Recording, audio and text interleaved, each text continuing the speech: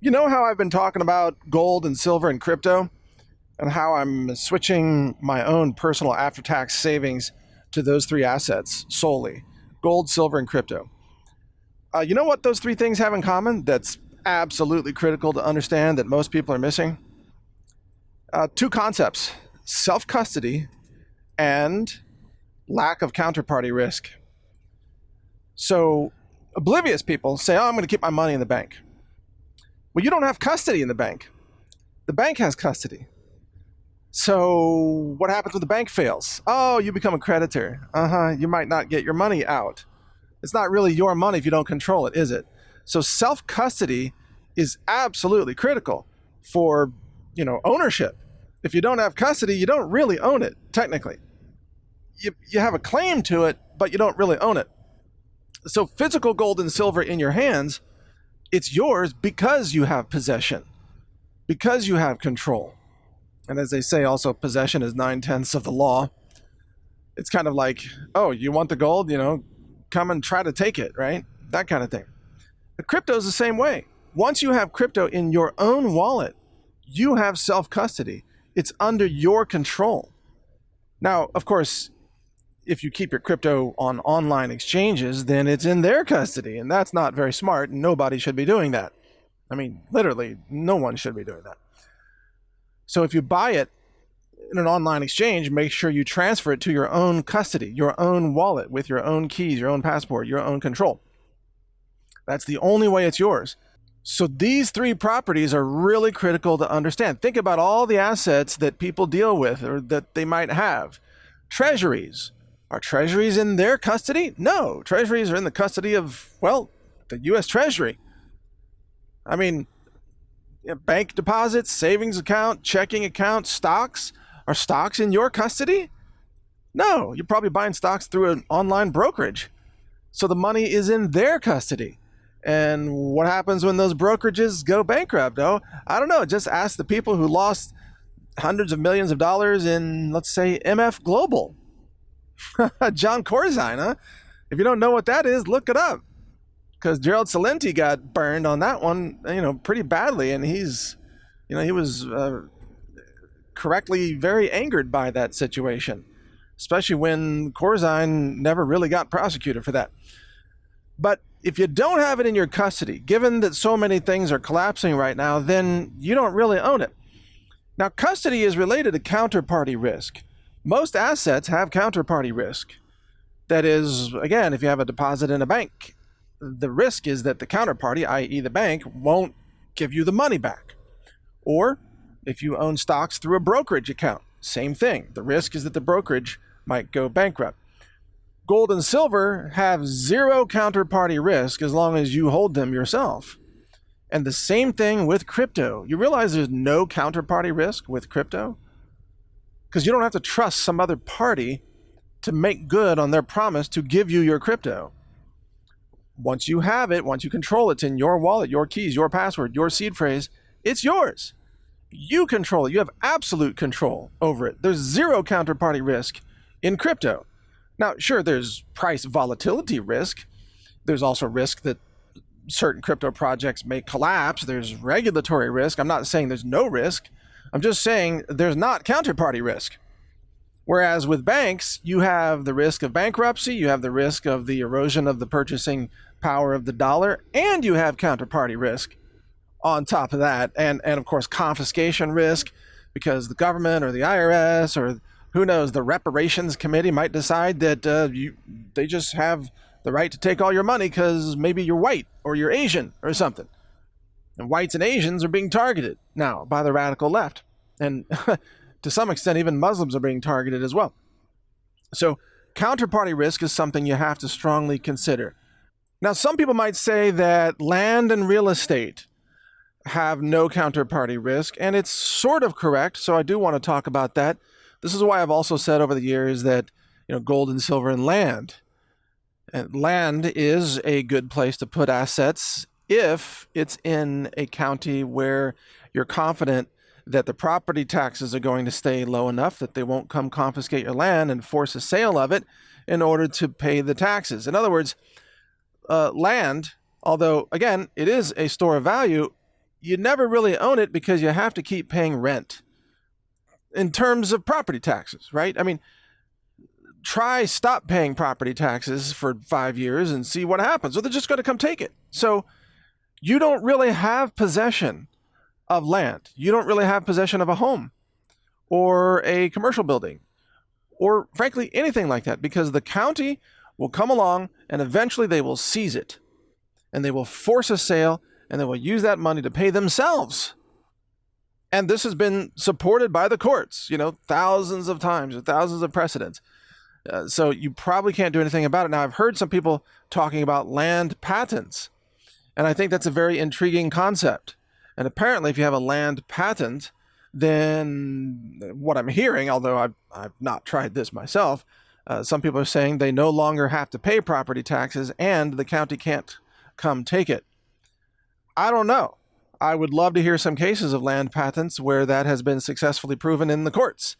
So if you know of anybody, let us know. You can email us at situationupdate@protonmail.com if you've got a tip on that. In the meantime, I would advise you maybe not try that until we get more information on that. But that also means you're going to have to keep paying rent to the county. So you don't really own the real estate. But with gold and silver, when you have gold and silver or crypto in your possession, let me ask you this. Do you have to keep paying rent on it to anyone? No. The answer is no. And with gold and silver, again, in your possession, not only are you not paying rent on it, but depending on how you acquired it, since gold and silver are not trackable in essence, I mean, maybe your purchase of it is trackable, but maybe you purchased it from friends, or you inherited some, or maybe you purchased it 20 years ago. You're still sitting on some. I mean, I've done that. I bought some in the 1990s at like $300 an ounce or less, still sitting on that same gold, Does anybody know that I have that gold other than all of you who I just told? No. Nobody knows, because those records are long gone. 20 plus years ago, nobody's got any clue that I have that gold. So that's valuable. Having assets that no one knows you have, especially not the government. Now, by the way, if I were to sell that gold today and sell it for, let's say, $2,000 an ounce or whatever the current price is, you do realize the government would claim that that's a gain, that I've gained from $300 an ounce to $2,000 an ounce, and I would have to pay taxes on $1,700 per ounce if I did that. Which is actually stupid, because the gold has only really held its value. The gold has not increased in value. The gold still buys the same thing that it bought then, ounce per ounce or gram per gram. It's the inflation of the dollar that creates the appearance of a gain that the IRS wants to tax you on. Same thing with housing, right? If you bought a house at, let's say, $300,000, whatever, many years ago, and now you're selling it for $1 million, the IRS claims you made a $700,000 gain on that house, when actually you may not have gained anything in terms of the purchasing power of the dollar. But that's how inflation allows tax authorities to confiscate more money from people, even when there's no real gain. It's only an inflationary gain denominated in the currency that's losing value because of all the money printing. So really, the more money they print, the more they cause inflation, and the more they can confiscate tax money from all of you for the things that you sell: real estate, gold, silver, what have you. Now, on crypto, does anybody know that you have the crypto? Critical question. Now, I want to point out that, of course, I have a new show that talks about this in great detail. It's called decentralize.tv. That's the website. Check it out. Decentralize.tv. And if you go there, you'll see new episodes posted now coming up twice a week. And these are amazing interviews. I mean, I dare say, some of the best interviews I've ever done through my entire career. And what's coming up, we've actually filmed 7 episodes, and we've only posted 2. So the 5 episodes yet to come are just mind-blowing. Wait till you see them.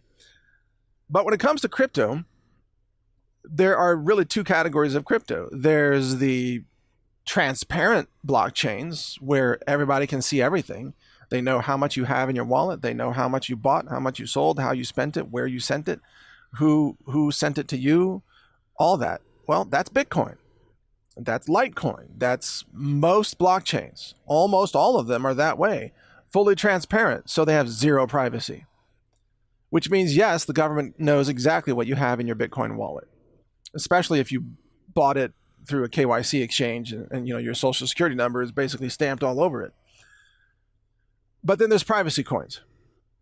Privacy coins, that's what I'm an advocate of. That's what we talk about on the show. Those are the projects that we're interviewing people about privacy coins.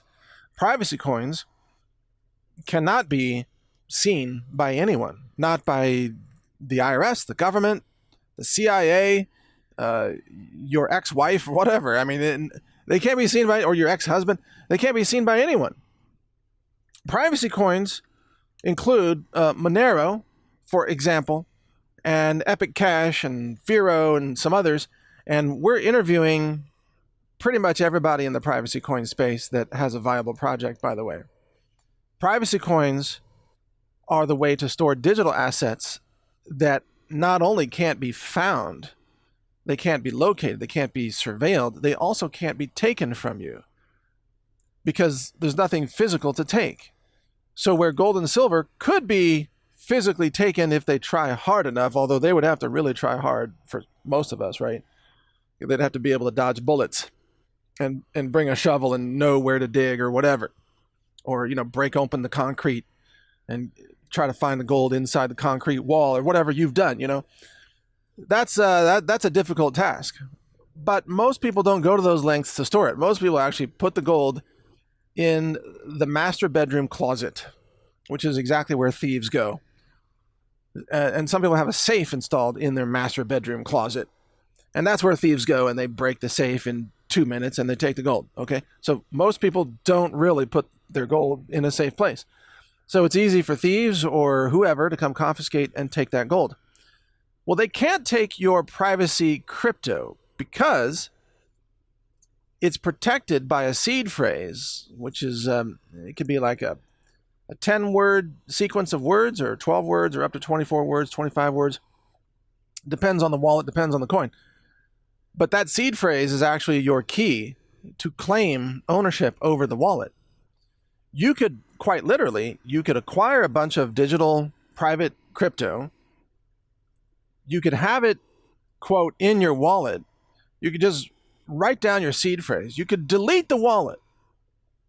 You could trash the computer, set it on fire, whatever, And your money is actually still safe because it's stored on the blockchain and your seed phrase gives you access to it.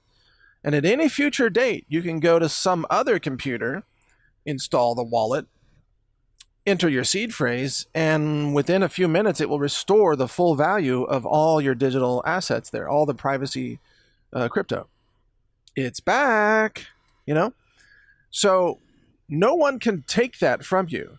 No one can come confiscate knowledge out of your mind. No one even knows you have it because they can't see it. They can't scan it. You can be walking through an airport, a security checkpoint, the TSA feeling your nutsack, and you could have $1 million in your head in terms of a seed phrase of your privacy crypto.